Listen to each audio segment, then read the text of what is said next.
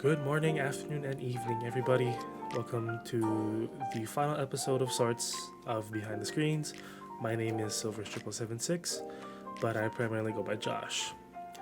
So, initially, this podcast was made for my senior project at the University of West Oahu, but if things go well, I'll probably continue doing this. So I kind of, for this episode, I kind of wanted to talk about my guests and how they've given me insight, as well as kind of giving my own two cents essentially for this. So I had 4 guests join me on this podcast. They were Micah Blaze 17, Kimi Toru, Small Bean Ruby, and Spider Ninja 1. Micah's content ranges from Fire Emblem animations to sort of compilations of his streams. He also streams a lot. He plays primarily Fire Emblem and Dragon Quest, but he's looking to broaden his horizons essentially. Kimitoru is more of a variety streamer, although he does play a lot of Apex Legends and Genshin Impact as well, but he likes to stick to a bunch of the newer things that are coming out and releasing. Small Bean Ruby loves to play League, and also he plays a lot of Final Fantasy XIV on his streams, and he also likes making scripted content on his YouTube channel as well, and also he also likes to make compilations as well. And Spider Ninja 1, he makes Genshin Impact theory crafting videos talking about, or what if these 4-star characters had their own weapons, or what kind of changes Genshin could go through as the game continues to update. Again, as I mentioned, as the games that they've played, Micah plays Fire Emblem, and also I think right now Dragon Quest. He's going through the entire Dragon Quest series. Kimitoru again is playing a lot of Apex Legends and streaming a lot more Genshin as of recent. Small Bean Ruby has been streaming League of Legends as usual, and more YouTube videos about Genshin theory crafting. As for how long they have been creative content, like I said, he started back in 2019, 2020-ish. He essentially started streaming because one of his coworkers started streaming, and he figured, why not give it a shot? Kimitoru also started streaming because other people were streaming around him, and he wanted to kind of jump in on the bandwagon, as he said. As for Small Bean Ruby, he started streaming at around 2012 and on his laptop, and has been in and out from it, but he's starting to pick it up more and more as of recent. And Spider Ninja 1 streams occasionally, but he primarily makes more YouTube videos instead of streaming. As for their communities, they've all mentioned making some kind of friends or acquaintances along the way. Micah talks about his friends that are basically across the world, and also for Kimitoru, they live on different time zones, and there are other VTubers that he's rated specifically and eventually became friends and started streaming together. Same thing with Small Bean Ruby, but he also has friends that he's met through Final Fantasy XIV, and Spider Ninja has talked to some other Genshin content creators as well.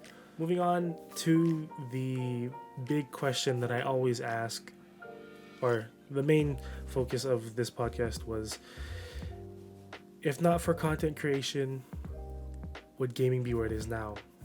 And most of them said, no, not really. Gaming would not be where it currently is, or it currently sits at right now. So now I want to answer the question, if not for content creation, would gaming be where it is now? And personally, I say no.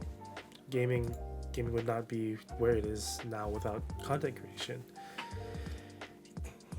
From from my perspective and how I see things, gaming content creation started off as people recording or people talking over a recording of them playing video games and uploading that to websites online, or primarily now YouTube.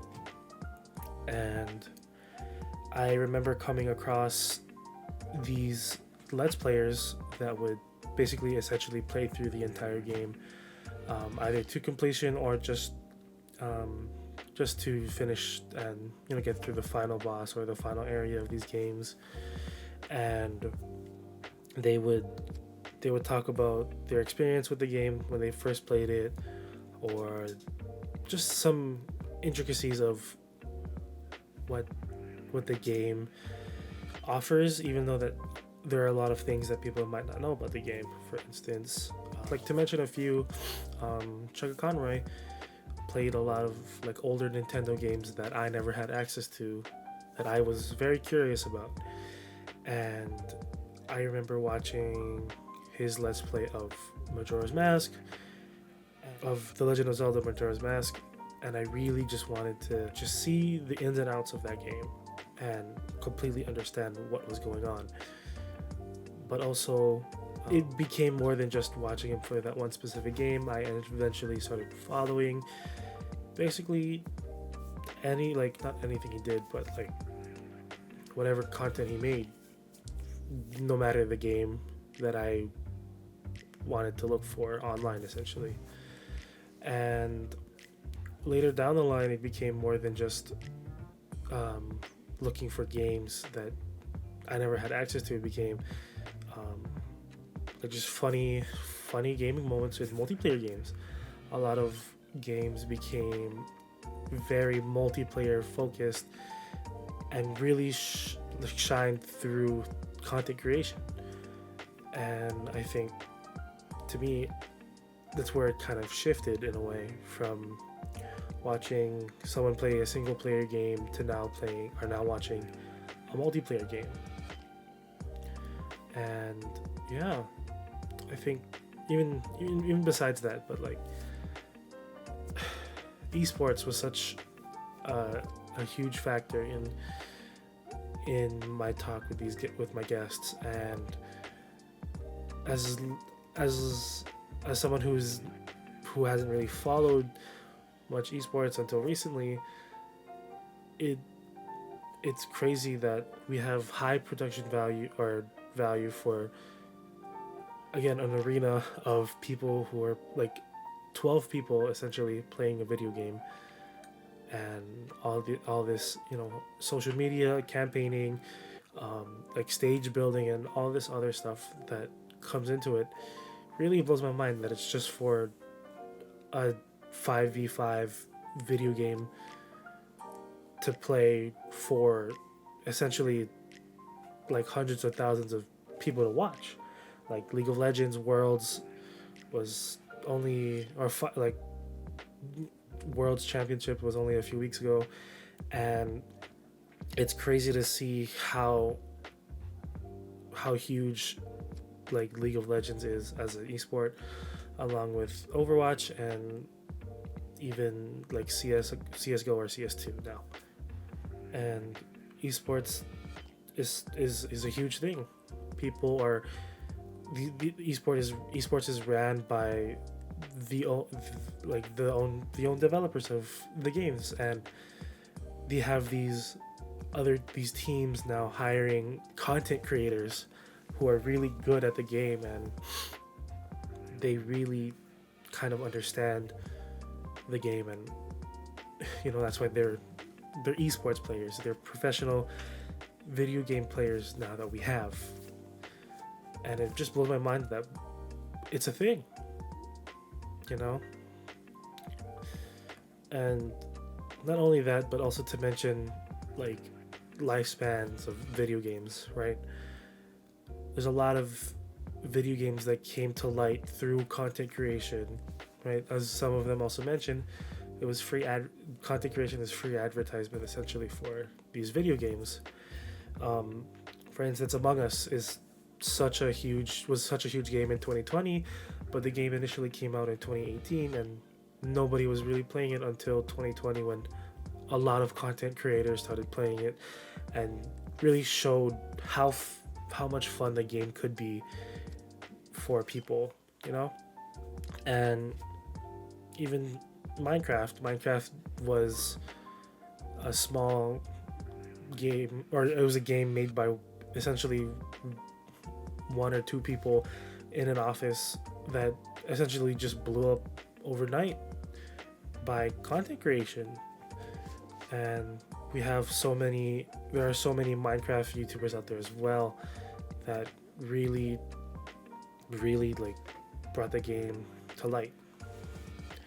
There's also these stories of, you know, people sharing their experiences with the game, like why this game is so meaningful to me, or the stories of these huge esports people, and what it was like going through like championships, or even like the history of these people. We have documentaries talking about professional players, and it blows my mind that it's still there, or like it's still happening.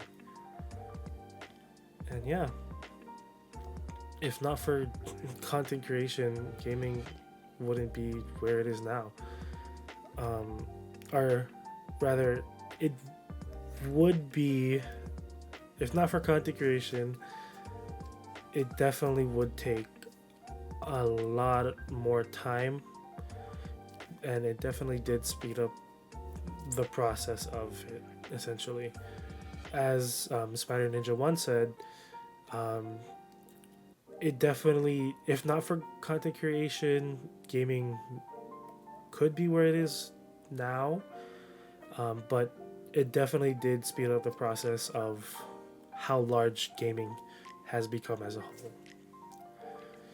Yes, I believe that, you know, gaming has come a long way from just being some pastime for people to now having full-blown careers, and people making a living off of just, you know, essentially what it was, recording themselves talking over a video game. And now people are playing this game for money and for sport, and becoming professionals at these games. And it's just crazy for me to believe that now. And yeah, again, this was the final episode of Behind the Screens. I hope you guys enjoyed